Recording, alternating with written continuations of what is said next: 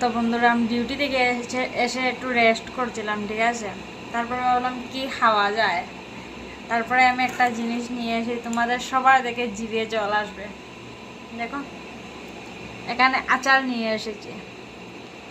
এখানে 3 রকমের আচার রয়েছে। তোমরা হয়তো এক রকমেরই বুঝছো, কিন্তু এক রকমের না, 3 রকমের রয়েছে। এখানে রয়েছে কুলের আচার, তারপরে এখানে রয়েছে জলপাইয়ের আচার, যেটা আমি বানিয়েছি। আর এখানে রয়েছে কি বলে, তেঁতুলের আচার, এটা আমার কাকিমা দিয়েছেন। আর এটা আমার মার বৌদিভাই বানিয়ে দিয়েছিল, বাড়ি থেকে এসেছে, মানে ত্রিপুরা থেকে বেঙ্গালুরে এসেছে। আর জলপাইটা আমি বানিয়েছিলাম, জলপাই এসেছিল, তারপরে আমি আচার বানিয়েছিলাম। অনেকগুলো পাঠিয়েছিল, তাই ভাবলাম নষ্ট হয়ে যাবে ঘরে থাকলে, তাই বানিয়েছিলাম। আগে খেয়ে ফেলি, বুঝতেই পারছো।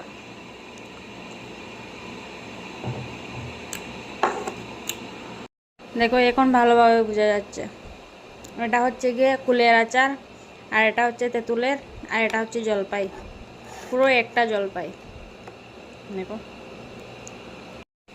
কার কার জিভে জল এসেছে আমাকে কমেন্টে জানাবে, ঠিক আছে। আর যারা যারা খাবে চলে এসো।